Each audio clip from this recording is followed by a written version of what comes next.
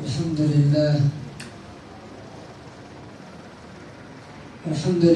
نحمده ونستعينه ونستغفره ونؤمن به ونتوكل عليه ونعوذ بالله من شرور أنفسنا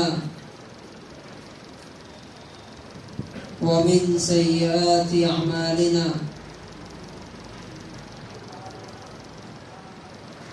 من يهده الله فلا مضل له ومن يضلله فلا هادي له ونشهد أن لا إله إلا الله وحده لا شريك له ونشهد أن سيدنا ومولانا محمدا عبده ورسوله أما بعد فأعوذ بالله من الشيطان الرجيم بسم الله الرحمن الرحيم شهر رمضان الذي أنزل فيه القرآن هدى للناس وبينات من الهدى والفرقان وقال النبي صلى الله عليه وسلم أتاني جبريل فقال يا محمد من أدرك رمضان فلم يغفر له أبعده الله فقلت آمين رواه ابن حبان في صحيحه.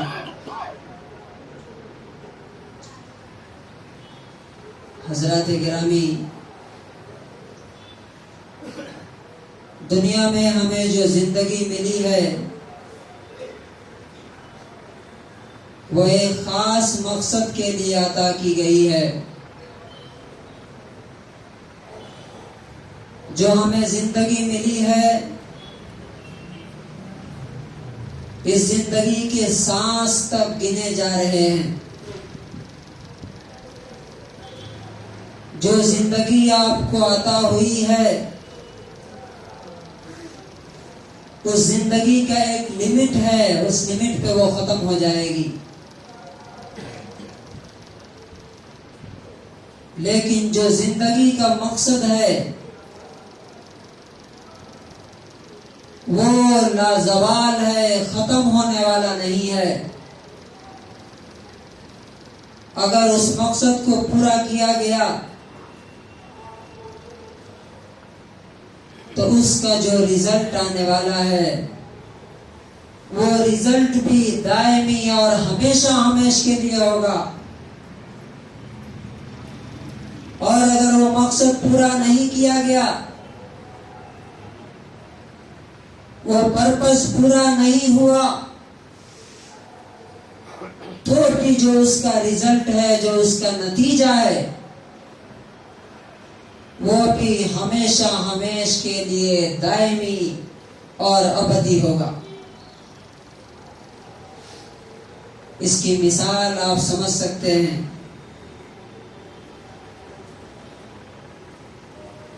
زندگی میں دنیا کے جو ہم امتحانات دیتے ہیں کتنی دیر کے ہوتے ہیں؟ وہ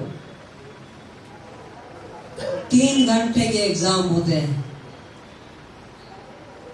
کہیں تھوڑے کم ہوتے ہیں، ایوریج 3 گھنٹے کے ایگزام ہوتے ہیں.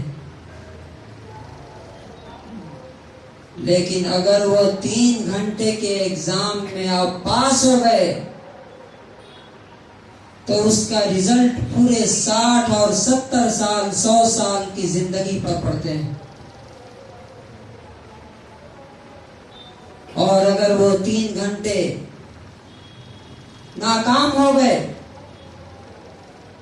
وہ 3 گھنٹے میں اگر آپ نے مطلوبہ رزلٹ نہیں دیا، ریکوائرڈ رزلٹ آپ نے حاصل نہیں کیا، تو وہ 3 گھنٹے پورے 60 70 سال 80 سال اور 100 سال کی زندگی کو تباہ کرنے کے لیے کافی ہوتے. ٹھیک اسی طرح سے سمجھیے کہ زندگی ہماری 3 گھنٹے سے زیادہ نہیں ہے. 3 گھنٹے بھی نہیں. اگر آپ آخرت کی پوری زندگی دیکھیں، مرنے کے بعد قبر سے لے کر کے برزخ کی زندگی، اس کے بعد قیامت کے 50,000 سال، اس کے بعد انلمیٹڈ لائف، لامحدود زندگی، تو یہ 3 گھنٹے نہیں، 3 منٹ کا بھی نہیں ہے ہماری زندگی کا عرصہ. لیکن اس زندگی میں جو کچھ ہم کر رہے ہیں، ایک ایک سیکنڈ کا اثر لاکھوں کروڑوں اربوں خربوں سال پہ پڑنے والا ہے. اور وہ اس وقت پتہ چلے گا جب ہماری یہ زندگی گزر جائے گی، ختم ہو جائے گی. اور اللہ تعالیٰ نے اعلان کر دیا ہے، اِنَّا جَعَلْنَا مَا عَلَى الْأَرْضِ زِينَةً لَهَا، ہم نے اس زمین پر جو کچھ بنایا ہے اس کی خوبصورتی کے لیے، اس کے حسن کے لیے، اس کو بیوٹیفائی کرنے کے لیے، اس کو سجانے کے لیے. لِنَبْلُوَهُمْ أَيُّهُمْ أَحْسَنُ عَمَلًا، تاکہ تم کو ہم آزما کے دیکھیں، تمہارا ٹیسٹ کریں ہم کہ تم میں سے کون اچھا بن کر کے آتا ہے اور کون اس دنیا کی چند روزہ بہار اور رونق اور بیوٹی اور حسن پہ فدا ہو کر کے آخرت کی ہمیشہ کی زندگی برباد کر لیتا ہے. پھر اس کے بعد کیا ہونے والا ہے؟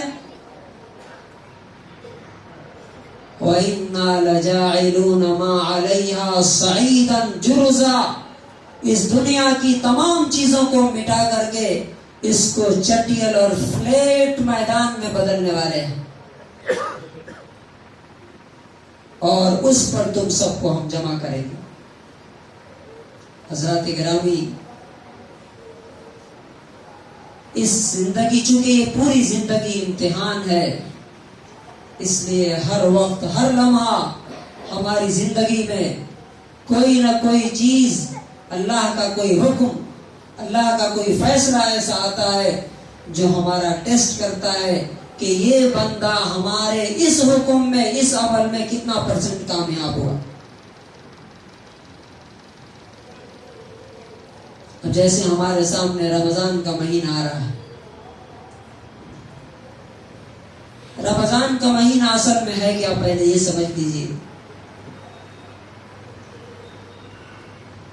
یہ اسلام کی بنیاد جن 5 چیزوں پر ہے، ان میں سے ایک رمضان کا مہینہ بھی ہے، رمضان کا روزہ بھی ہے.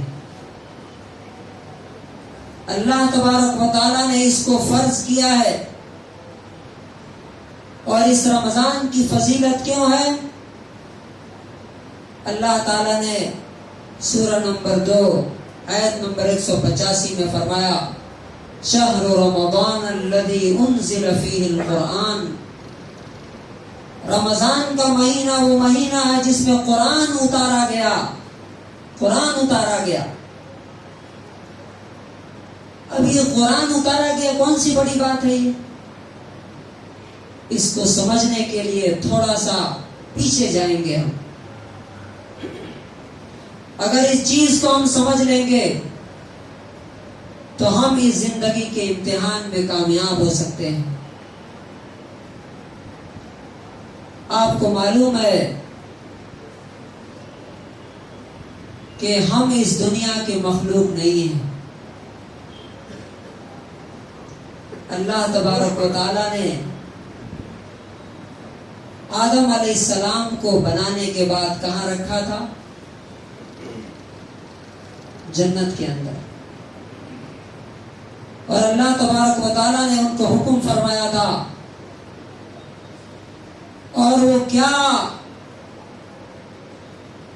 کتنی بلندی، کتنا بڑا درجہ، کتنا بڑا مرتبہ تھا وہ. آپ سوچ سکتے ہیں جنت کہاں ہے؟ عند سدرۃ المنتہی عندہا جنت المأوی. اللہ کا جو عرش ہے اس کے نیچے جنت ہے. آدم علیہ السلام جو ہمارے دادا ہیں، ان کو اللہ تعالیٰ نے اس جنت میں رکھا جہاں ڈائریکٹ اللہ رب العزت سے بات ہوتی تھی.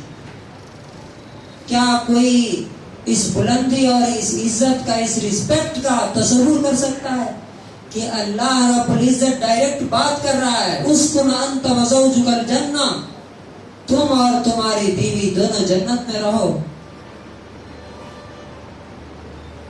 اس کے بعد اللہ تبارک و تعالیٰ نے انہیں آزادی دی، فَكُلَا مِنْهَا رَغَدًا حَيْثُ شِئْتُمَا، جہاں سے جی چاہے وہاں سے کھاؤ. پوری آزادی. تمہیں کوئی چیز اگانی نہیں ہے، کوئی کھیتی نہیں کرنی ہے، کوئی محنت اور مشقت نہیں کرنا ہے، کوئی پریشانی نہیں، کوئی ٹینشن نہیں، کوئی غم نہیں. بس فَكُلَا مِنْهَا رَغَدًا حَيْثُ شِئْتُمَا، جہاں سے چاہو وہاں سے کھاؤ. لیکن اللہ تبارک و تعالیٰ نے منع کیا، وَلَا تَقْرَبَا هَٰذِهِ الشَّجَرَةَ، اس درخت کا پھل مت کھانا. وہ امتحان تھا. جیسے ہماری اس دنیا میں بہت ساری چیزوں سے کہا گیا ہے وَلَا تَقْرَبُوا الزِّنَا. دیکھیے دونوں کی سملرٹیز دیکھیے. آدم علیہ السلام کو ایک درخت سے منع کیا گیا تھا کہ تم اس درخت کے پاس مت جانا. ہمیں کئی ساری چیزوں سے منع کیا گیا. یہ باتیں سمجھنا بہت ضروری ہے کہ دونوں میں ان کا جو امتحان تھا، ہمارا جو امتحان ہے، اس میں کچھ سملرٹیز ہیں اور کچھ ڈفرینسز ہیں جو بہت بڑے بڑے ہیں. اللہ کا قرب تھا، اللہ کی نزدیکی، اللہ کے پاس تھے. جنت کی عیش بھری زندگی تھی. لیکن کہا گیا تھا کہ سب کھانا ہے، اس کے پاس نہیں جانا. لیکن شیطان نے وسوسہ ڈالا اور انہوں نے کھا لیا. کھانے کے بعد کیا ہوا؟ اللہ تبارک و تعالیٰ نے کہا اہبطوا منہا جمیعا،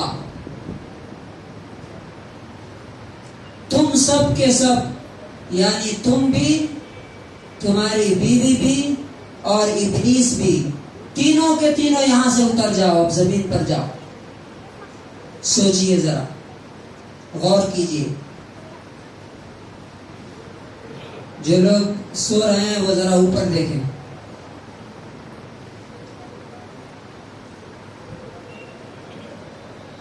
کہاں اللہ رب العزت کا قرب، کہاں اللہ رب العزت سے بات چیت، کہاں فرشتوں کا سجدہ آدم کے لیے، اور کہاں ایک غلطی اور ایک خطا کی وجہ سے اتار کر کہا گیا کہ اب زمین پر جاؤ.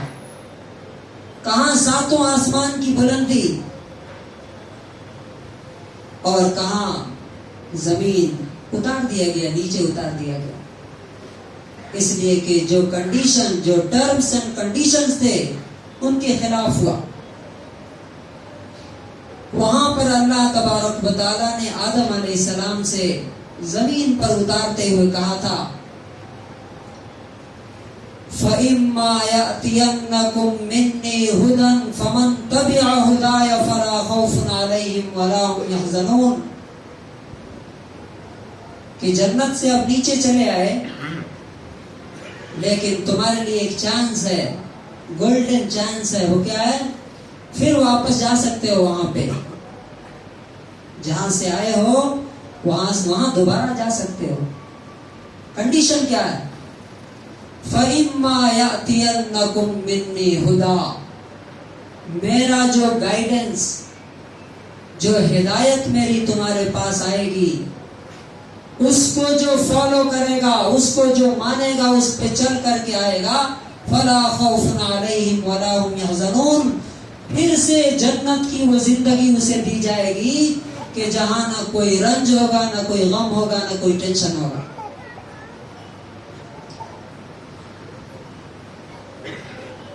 آدم علیہ السلام سے اللہ ڈائریکٹ بات کرتا تھا جنت میں، اب دنیا میں آنے کے بعد فرشتے کے ذریعے ڈائریکٹ بات چیت نہیں،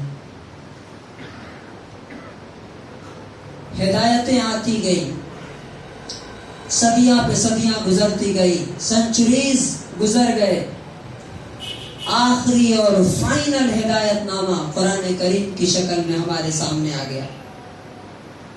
آخری اور فائنل گائیڈنس ہمارے سامنے آ گئی۔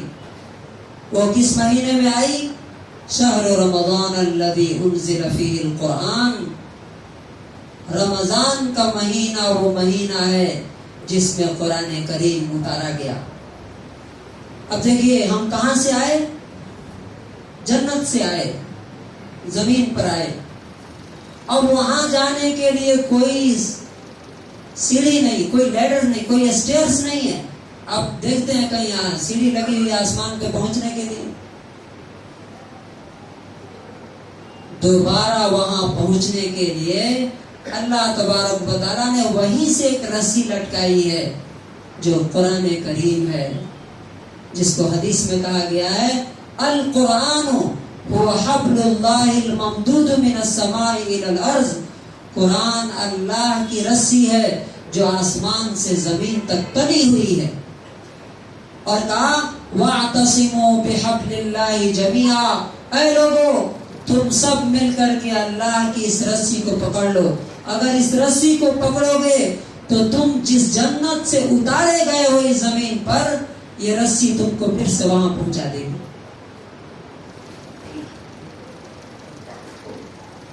اسی لیے اس مہینے میں قرآن کریم کو مضبوطی سے تھامنے کی بات کہی جاتی ہے۔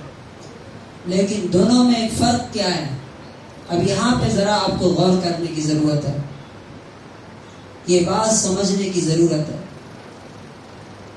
کہ آدم علیہ السلام کو ان کی غلطی کی وجہ سے جنت سے زمین پر اتارا گیا، جنت سے زمین پر اتارا گیا۔ پھر انہوں نے قرآن جو ہدایت اللہ کی آئی اس کو پکڑا، اس کو اس زندگی میں اس دنیا میں فالو کیا۔ پھر اللہ تعالیٰ نے اعلان کر دیا کہ فَاجْتَبَاهُ رَبُّهُ، کہ اللہ اس کے رب نے، آدم کے رب نے اس کو پھر سے سلیکٹ کر لیا، چن لیا، اپنے خاص بندوں میں شامل کر دیا۔ اب ہمارے پاس بھی چانس ہے کہ ہم اللہ رب العزت کی اس رسی کو پکڑ کر کے، قرآن کریم کو پکڑ کر کے چڑھیں اور آسمانوں سے اوپر جنت کے اندر پہنچ جائیں۔ اور یہ رمضان اسی کی یاد دلانے کے لیے ہمارے پاس ہر سال آتا ہے، جو ابھی ہمارے سامنے آ رہا ہے۔ لیکن میں نے کہا کہ دونوں میں فرق ہے کہ جنت کے امتحان میں وہ ناکام ہوئے، غلطی کی، خطا کی، تو وہ جنت سے زمین پر اتارے گئے۔ اب ہم اگر یہاں پر اس زمین پر رہتے ہوئے اس قرآن کی خلاف ورزی کریں گے تو زمین سے اور نیچے جانا ہے، جہنم کی کھائی ہے، زمین پر ہم نہیں رکیں گے۔ یعنی وہاں سے یہاں آئے ہیں، اگر یہاں سے اوپر نہیں گئے اللہ کی رسی کو پکڑ کر کے تو اس سے نیچے ہاویہ فَأُمُّهُ ہاویہ، وہ کھائی ہے، وہ ڈچ ہے جو 70 سال کی گہرائی کے برابر ہے، کہ 70 سال تو وہاں اس کی گہرائی میں پہنچنے میں لگے گی۔ اس لیے یہ قرآن اتارا گیا ہے، اس لیے یہ فائنل میسج ہے، آخری پیغام ہے، اور رمضان مبارک میں اس کو سنا جاتا ہے، سنایا جاتا ہے۔ اب بتائیے کہ اللہ تبارک و تعالیٰ نے ہمارے سامنے یہ موقع دیا ہے کہ رمضان ہمارے سامنے سے آ رہا ہے، اور اس رمضان میں بھی اصل میں رمضان کیا ہے؟ رمضان از دا منتھ آف ہوپ، یہ امید کا مہینہ ہے کہ جو لوگوں نے جتنی بھی غلطیاں کی، خطائیں کی، گناہ کیے، اگر اب بھی توبہ کر لیتے ہیں، اللہ تعالیٰ سے معافی مانگ لیتے ہیں، اور اللہ کی اس رسی کو جو رمضان المبارک میں جس کی تلاوت ہوتی ہے، جس کو سنتے ہیں، جس کو پڑھتے ہیں، مضبوطی سے تھام لیتے ہیں، اس کی تعلیمات پہ عمل کرتے ہیں، تو اللہ تبارک و تعالیٰ پچھلے گناہوں کو معاف کر کے اگر ہم اسی حالت میں مر گئے تو جنت کی عظیم زندگی اور کامیابی عطا فرمانے والا ہے۔ لیکن اگر یہ پہلا اور آخری موقع بھی آپ نے گنوا دیا، دیکھیے ہمیں بہت سے لوگ پچھلے رمضان المبارک میں تھے جو اس رمضان میں نہیں ہیں۔ کوئی ضروری نہیں ہے کہ ہم بھی اس رمضان تک جئیں گے یا نہیں، اسی لیے ہمارے جو بزرگ اسلاف تھے وہ دعا کرتے تھے 6 مہینے پہلے سے کہ اللہم بلغنا رمضان، اے ہمارے مالک ہمیں رمضان کا مہینہ نصیب فرمائیے۔ تو سب سے پہلے جس آدمی کے دل میں اللہ کے حکم کی عظمت اور عزت اور رسپیکٹ ہوگی، وہ آج سے رمضان کی تیاری شروع کر دے گا، آج سے ہی۔ اور کس لیے تیاری کرے گا؟ کہ رسول اللہ صلی اللہ علیہ وسلم کی جو خوشخبری ہے اور جو ان کی بددعا ہے، ان کی خوشخبری کو حاصل کرنے کے لیے اور جبریل علیہ السلام کی بددعا سے بچنے کے لیے، کیا صحیح ابن حبان کی 409 نمبر حدیث ہے، نبی صلی اللہ علیہ وسلم فرماتے ہیں اتانی جبریل میرے پاس آئے، اور کب آئے؟ جب آپ صلی اللہ علیہ وسلم منبر پر تھے۔ 3 بددعائیں کی، ان میں سے ایک بددعا یہ تھی، من ادرک رمضان فلم یغفر لہ، اے محمد صلی اللہ علیہ وسلم، جو رمضان کا مہینہ پائے اس کے باوجود اس کی مغفرت نہ ہو، ابعدہ اللہ تبارک و تعالیٰ کی لعنت ہو اس پر، اللہ رب العزت کا قرض ہو اس پر، جو رمضان کا مہینہ پانے کے باوجود بھی اپنی مغفرت نہ کرا سکے۔ نبی صلی اللہ علیہ وسلم کہتے ہیں قلت آمین، میں نے اس دعا پر آمین کہی ہے کہ اے اللہ اس دعا کو قبول کر لیجیے۔ تو جو دعا جبریل کرے اور جس پر آمین محمد رسول اللہ صلی اللہ علیہ وسلم کہے، کیا وہ دعا قبول ہوگی کہ نہیں؟ تو سوال یہ ہے کہ اس مہینے کے لیے ہم کیا تیاری کریں، کیسے تیاری کریں؟ سب سے پہلے اس مہینے کا خوش دلی سے استقبال کریں، خوش ہو جائیں کہ اللہ تبارک و تعالی ہماری زندگی میں یہ مہینہ پھر سے لا رہا ہے۔ نمبر 2، گناہوں کو دھو کر کے اس مہینے کا استقبال کیجیے، ویلکم کیجیے۔ کیسے؟ توبہ کر کے کہ اے اللہ میری زندگی میں جو بھی گناہ ہیں میں آج سے توبہ کرتا ہوں، آج سے ان کو چھوڑتا ہوں۔ اگر میں نماز چھوڑتا تھا آج سے نمازوں کا پابند ہو گیا، فجر کی نماز چھوڑتا تھا آج سے فجر کی نماز نہیں چھوڑوں گا۔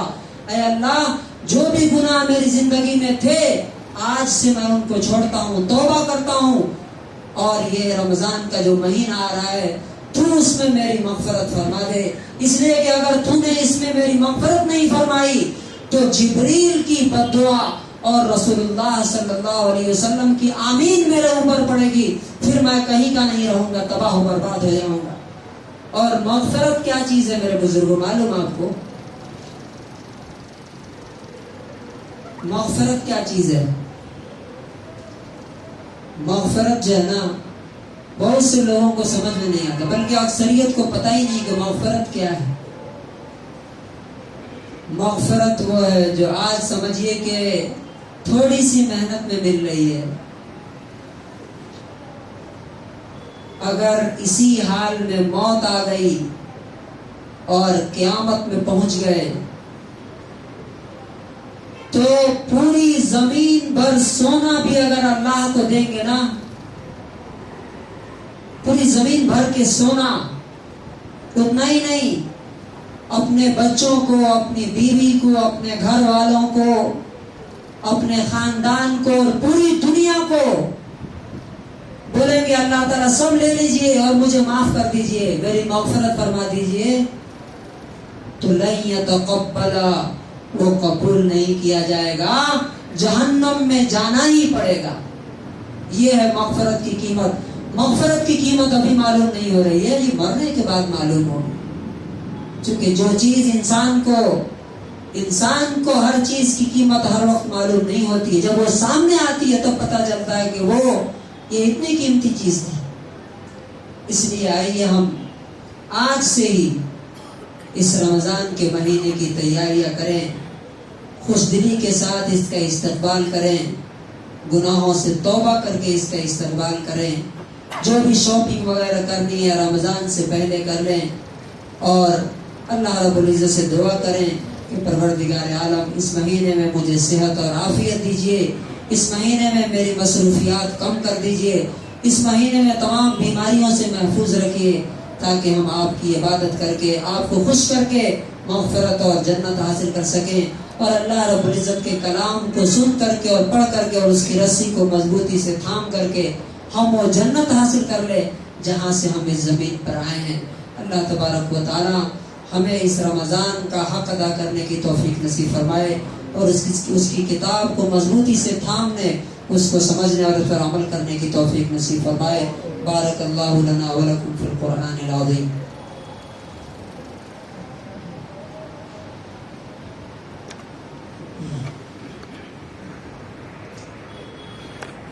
الحمدللہ نحمدہ ونستعینہ